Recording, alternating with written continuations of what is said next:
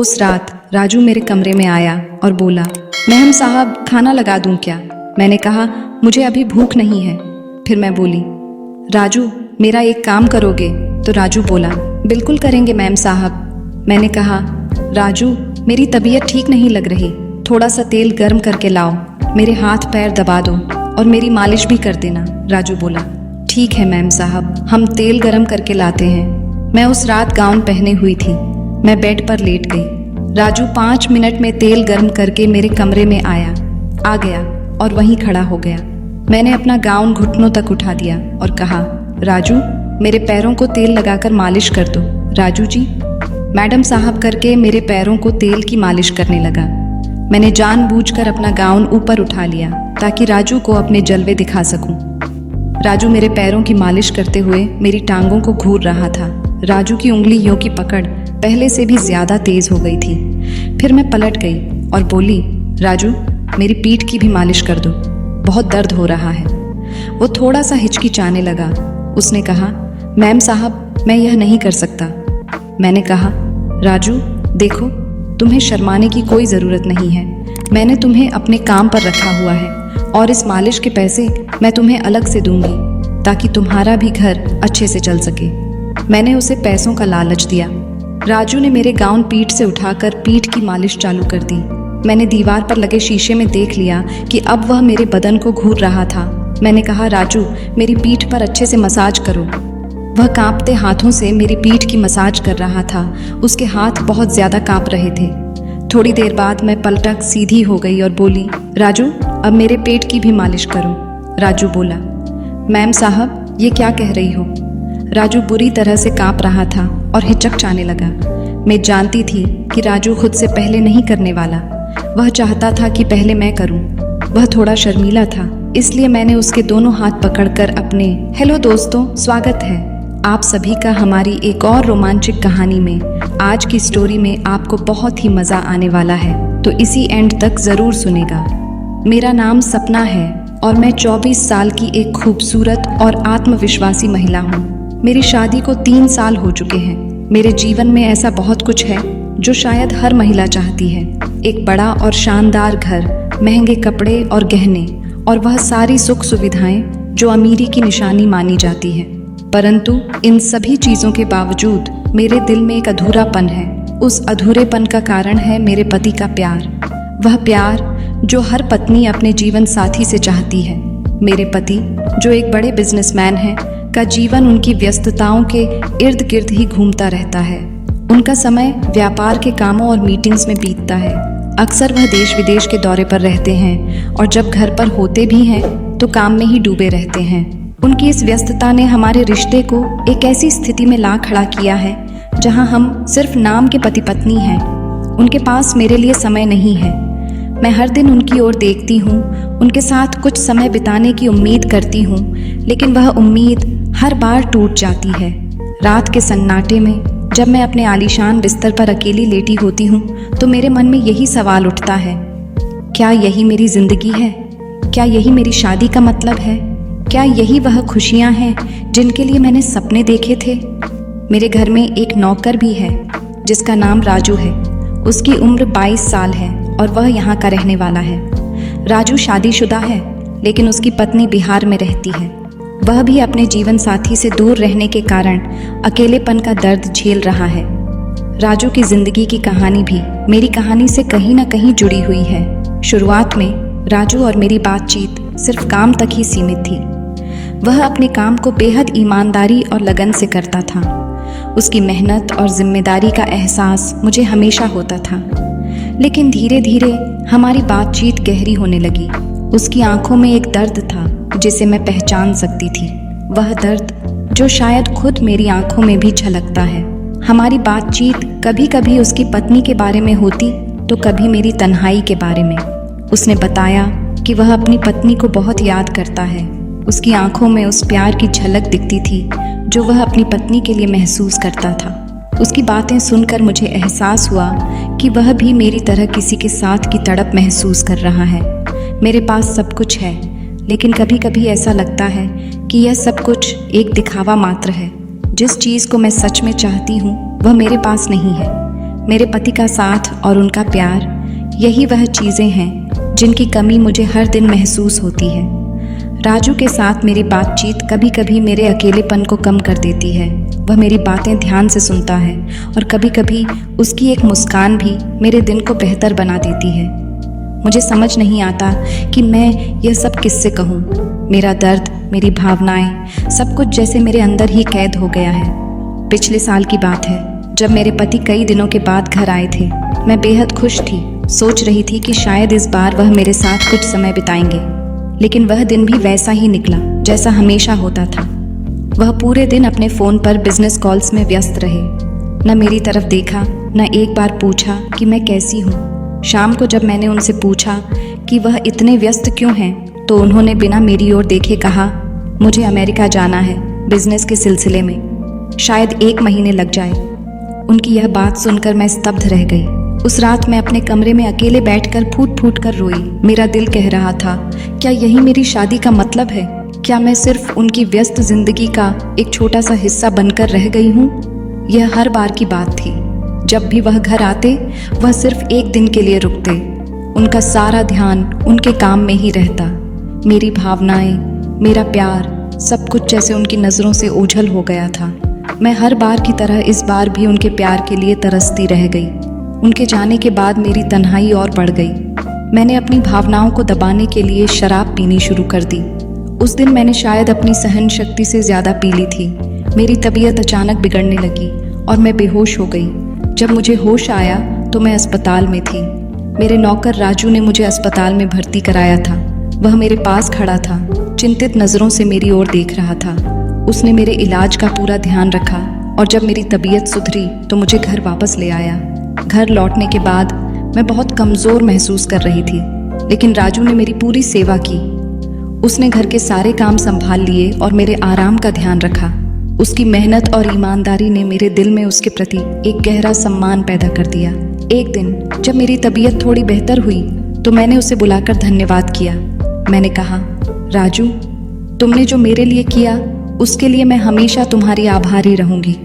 राजू ने झिझकते हुए कहा, मैम साहब, हम तो आपके मुलाजिम हैं, आपकी सेवा करना हमारा फ़र्ज़ है।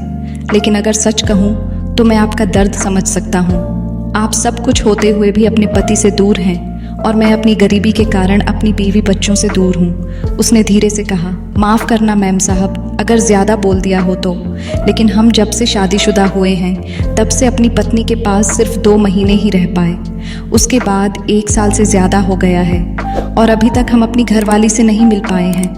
बहुत याद आती है उसकी, लेकिन कमाई नहीं करेंगे तो घर कैसे चलेगा। उसकी बातें सुनकर मैं चुप हो गई। उसकी आंखों में अपनी पत्नी के लिए जो प्यार और तड़प थी वह मैं महसूस कर सकती थी। उसके शब्दों ने मेरे दिल को छू लिया। उसकी तन्हाई, उसकी मजबूरी और उसका दर्द, सब कुछ मुझे अपने ही हालात का प्रतिबिंब लगा। मैंने उसके हाथ में 1000 रुपये रख दिए। मैंने उससे कहा, राजू, ये पैसे रखो और अपने घर जाकर अपनी पत्नी से मिलाओ। वह भी तुम्हें बहुत याद करती होगी। तुम्हारा परिवार तुम्हारा इंतज़ार कर रहा होगा। राजू ने मेरी ओर देखा और नम्रता से पैसे वापस करते हुए कहा, नहीं मैम साहब, ये पैसे मैं घर नहीं जाऊंगा बल्कि घर भेज दूंगा। वहाँ मेरी बीवी और बच्चे इन पैसों से अपना गुजारा करेंगे। मैं आपकी सेवा में यहीं रहूंगा। वैसे भी मालिक घर पर नहीं है तो आपका ख्याल रखना मेरी जिम्मेदारी है। उसकी बातें मेरे दिल को छू गईं। मैंने सोचा, ये गरीब इंसान अपनी पत्नी को कितना प्यार करता है और अपनी जिम्मेदारियों को कितनी ईमानदारी से निभा रहा है, और एक मेरे पति हैं जिन्हें मेरी याद तक नहीं आती। उस दिन मुझे राजू और अपनी स्थिति में समानता महसूस हुई।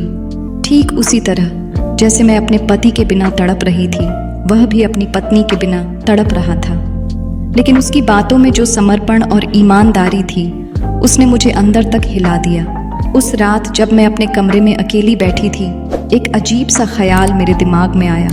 मैंने सोचा, हम दोनों एक दूसरे की तड़प को दूर क्यों नहीं कर सकते।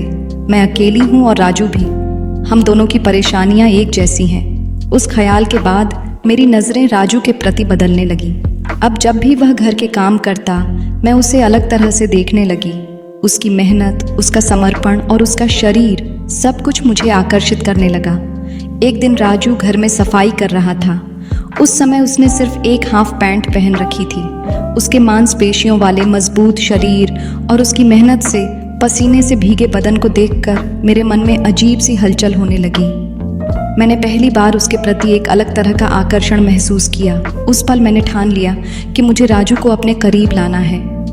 मुझे लगा कि शायद हम दोनों अपनी अपनी तन्हाई का सहारा बन सकते हैं। राजू का ध्यान अपनी ओर खींचने के लिए मैंने नए नए तरीके आजमाने शुरू कर दिए।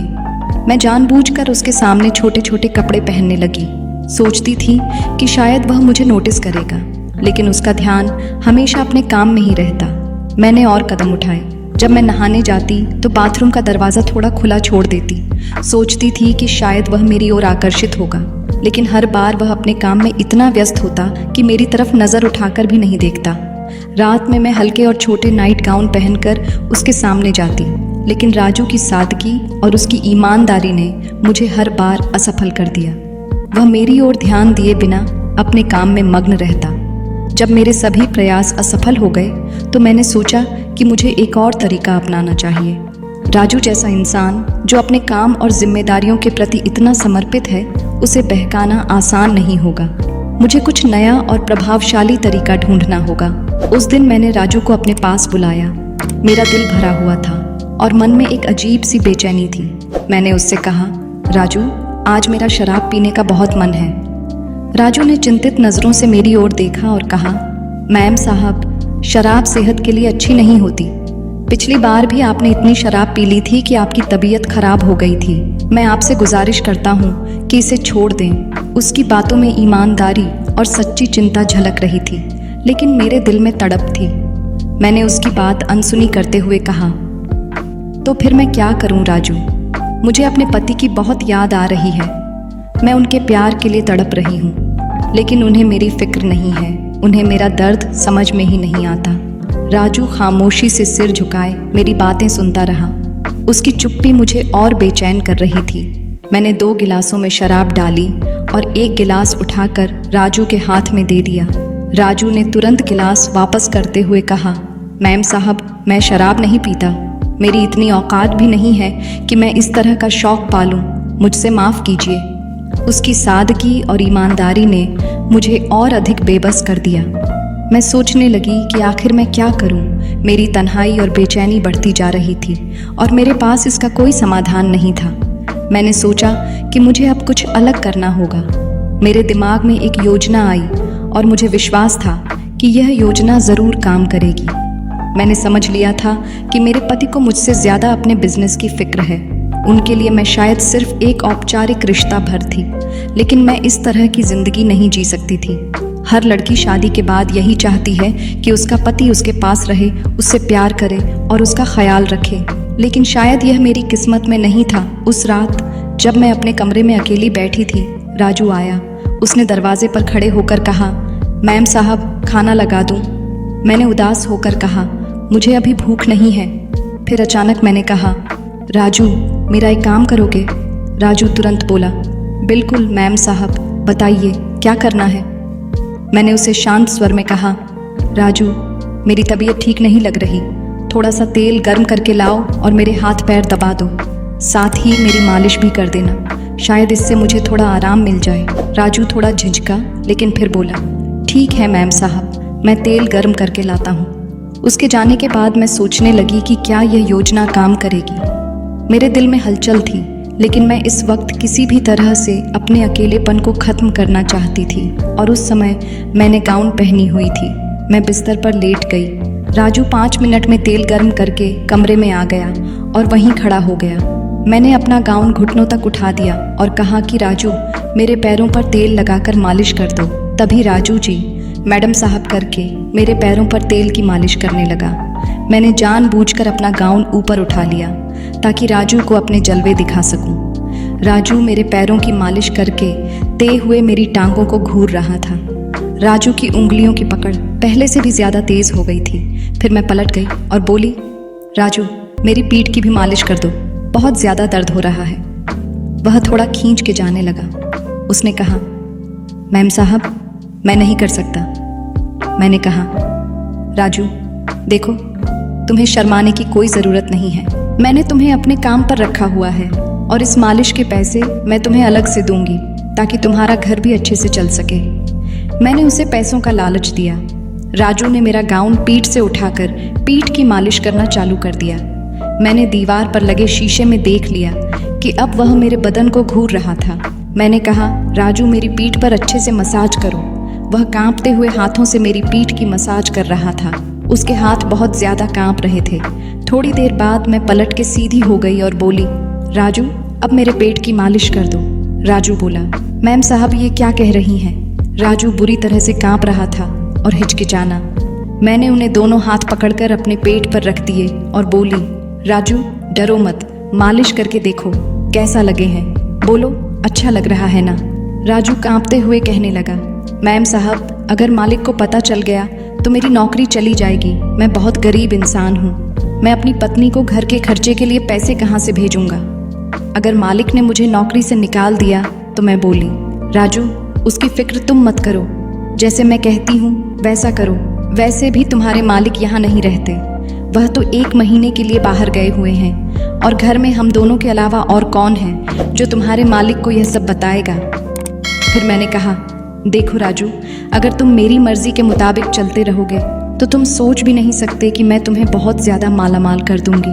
तुम्हें अपनी पत्नी को पैसे भेजने के लिए ज़्यादा हाथ पैर नहीं मारने पड़ेंगे। तुम बस मेरी इच्छा को पूरी करो और अपनी पत्नी और परिवार की टेंशन लेना बंद कर दो। मैं हूं ना तुम्हारे साथ, मैं सब ठीक कर दूंगी और तुम्हारे परिवार का सारा खर्चा मैं खुद उठाऊंगी। वह हिचक रहा था मगर मैं समझ चुकी थी कि राजू खुद पर काबू नहीं कर पा रहा है और वह जानबूझकर खुद को रोक रहा है। मैं जानती थी कि वह भी अपनी पत्नी का प्यार पाने के लिए बेचैन है। मैंने राजू से कहा, राजू मैं अपने पति का प्यार पाने के लिए बहुत बेचैन हूँ और तुम भी अपनी पत्नी का प्यार पाना चाहते हो, तो क्यों ना हम दोनों एक दूसरे को वह प्यार दें जिसके लिए हम दोनों तड़प रहे हैं। मना मत करना राजू, वरना मैं जी नहीं पाऊंगी। यूं समझ लो आज की रात मैं ही तुम्हारे घर वाली हूँ और तुम्हारा मुझ पर पूरा अधिकार है। इतना कहकर मैंने उसे अपनी बाहों में जकड़ लिया, लेकिन राजू ने मुझे एक ही झटके में खुद से दूर कर दिया और मेरे पैरों में चादर उठाकर मेरे पूरे बदन को ढक दिया और वह सर झुकाकर अपने हाथों को जोड़कर खड़ा हो गया और कहने लगा कि मैम साहब ये हमसे नहीं होगा। हम अपनी पत्नी से बहुत ज़्यादा प्यार करते हैं और हम अपनी पत्नी के साथ बेवफाई नहीं कर सकते और ना ही अपने मालिक के साथ गद्दारी कर सकते हैं, वरना हम गद्दार कहलाएंगे। मैम साहब हम गरीब ज़रूर हैं लेकिन अपनी मेहनत का खाते हैं। हम जानते हैं कि मालिक आपको छोड़कर कई कई महीनों तक बाहर विदेश में रहते हैं, लेकिन इसका मतलब यह नहीं है कि आप मालिक के साथ बेवफाई करो। आप मालिक से प्यार से बात तो करके देखो, शायद वह आपकी बात मान जाए। जब हम अपनी पत्नी के बगैर उसकी यादों के सहारे जी सकते हैं तो फिर आप क्यों नहीं? आखिर प्यार तो विश्वास भी तो कोई चीज़ होती है। और फिर मालिक बाहर रहकर इतनी मेहनत करते हैं, वह भी तो आपकी ही खुशी के लिए ही तो करते हैं। अगर मैं ज़्यादा बोल दिया हूँ तो माफ़ करना। मैम साहब राजू की बातें सुनकर मेरा शरस से झुक गया था। मैं उसे नज़रें भी नहीं मिला पा रही थी। उसकी एक एक बात मेरे कानों में जलते हुए तेज़ाब की तरह लग रही थी। ठीक ही तो कह रहा था। वह राजू हाथ जोड़कर कहने लगा, मैम साहब अब मैं आपके घर में काम नहीं कर सकता। मैं कल ही यहाँ से चला जाऊँगा और कोई दूसरी नौकरी तलाश करूँगा। मैंने राजू से कहा, ऐसा मत करो, मैं अपनी गलती के लिए बहुत ही शर्मिंदा हूँ। तुम क्यों नौकरी छोड़ रहे हो? तो राजू ने कहा, नहीं मैम साहब अब हमारा यहाँ से चले जाना ही अच्छा होगा, क्योंकि जब जब हम आपको देखेंगे तो शायद हम अपने से नज़रें नहीं मिला पाएंगे और ना ही आप हमसे नज़रें मिला पाएंगी। और मैम साहब आप भी जवान हैं और हम भी जवान हैं, कहीं हम बहक ना जाएं, हमें बहुत डर लगता है, इसलिए हमारा यहाँ से चले जाना ही ठीक है। मैंने हाथ जोड़कर राजू से माफ़ी मांगी और कहा, मैंने जो भी गलती की उसके लिए मुझे माफ़ कर दो। राजू मैं थोड़ी देर के लिए बहक गई थी। पता नहीं कैसे मेरे दिल और दिमाग में शैतान ने कब्जा कर लिया था। राजू ने कहा, मैम साहब आप हमसे माफ़ी ना मांगे। इस उम्र में इंसान से कभी कभी गलतियां हो जाती हैं और आप मालिक से बातें करें, सब कुछ ठीक हो जाएगा। इतना कहकर अगले ही दिन राजू अपना सारा सामान उठाकर हमारे घर से हमेशा हमेशा के लिए चला गया। जाते जाते राजू ने मुझे माफ़ तो कर दिया था, लेकिन मेरी गलतियों की वजह से बेचारे गरीब राजू को इस नौकरी को छोड़ना पड़ा। मैंने अपनी गलतियों की वजह से एक अच्छे और भोले भाले शरीफ नौकर को खो दिया था। राजू के जाने के बाद मैं अपने कमरे में अकेली बैठी थी और दिल में एक भारी बोझ महसूस हो रहा था। मुझे समझ में आ गया था कि मैंने अपनी तन्हाई और गलत फैसलों के कारण न सिर्फ एक ईमानदार इंसान को खो दिया था, बल्कि अपने जीवन के एक महत्वपूर्ण सबक को भी नज़रअंदाज कर दिया था। मैंने राजू की सच्चाई और ईमानदारी को महसूस किया था। उसका प्यार न केवल उसकी पत्नी के प्रति बल्कि उसके मालिक और उसके परिवार के प्रति भी कितना सच्चा था। वह सिर्फ एक मेहनती नौकर नहीं था, बल्कि एक इंसान था जो रिश्तों की अहमियत समझता था। उसकी बातों ने मुझे यह सिखाया कि प्यार सिर्फ हासिल करने की चीज़ नहीं है, बल्कि त्याग और विश्वास भी इसका एक अहम हिस्सा होते हैं। इसने मुझे यह समझने का मौका दिया कि जीवन में जब हम किसी से प्यार करते हैं तो हमें उनका सम्मान करना होता है, चाहे वह हमारा पति हो, हमारी पत्नी हो या हमारी नौकरी हो। हमें अपनी जिम्मेदारियों का ईमानदारी से पालन करना चाहिए। राजू की बातों ने मुझे यह भी सिखाया कि किसी भी रिश्ते में विश्वास और वफादारी सबसे ज़्यादा मायने रखती है। हमेशा तृष्णाओं के पीछे भागना हमें संतुष्ट नहीं करता। हमारी खुशियों का रास्ता हमारे भीतर के आत्मसम्मान और मूल्य प्रणाली में छुपा होता है। कभी कभी हमें अपने अंदर झांककर यह समझने की ज़रूरत होती है कि हम अपने रिश्तों में क्या चाहते हैं और हमें क्या खोने का डर है। राजू ने अपनी कड़ी मेहनत और निष्ठा से यह साबित कर दिया कि वह एक सच्चे इंसान है। वह अपना काम करता था, लेकिन अपने मूल्यों से कभी समझौता नहीं किया। अगर मैं राजू की तरह थोड़ी और समझदारी से काम लेती तो शायद मैं अपने रिश्ते और अपने आत्मसम्मान को बचा पाती। मेरे लिए यह एक गहरी शिक्षा थी। प्यार और रिश्तों में सबसे अहम बात यह है कि हम अपने आत्मसम्मान को न खोएं और किसी को भी बिना उनके विश्वास और सम्मान के प्यार नहीं देना चाहिए। प्यार हमेशा ईमानदारी और समझदारी से ही फलता फूलता है। आखिरकार मैं इस सच्चाई को समझ पाई कि तृष्णा और खोखली इच्छाओं से भरपूर जीवन कभी संतोष नहीं ला सकता। असली संतोष तो हमें अपने कर्तव्यों, जिम्मेदारियों और दूसरों के प्रति आदर से ही मिलता है। राजू की ईमानदारी और उसका आत्मबल मेरे लिए एक अमूल्य उपहार था जो मैं हमेशा याद रखूंगी। अब मुझे यह समझ में आ चुका था कि किसी भी रिश्ते को बनाए रखने के लिए सिर्फ प्यार ही नहीं, बल्कि विश्वास, समझ और आपसी सम्मान भी ज़रूरी होते हैं। तो दोस्तों, यह थी आज की कहानी। आपकी क्या राय है? इस कहानी पर हमें कमेंट में ज़रूर बताएं। वीडियो अच्छी लगी हो तो लाइक करें, शेयर करें, सब्सक्राइब करें। धन्यवाद। मिलते हैं कल आपसे एक नई कहानी में।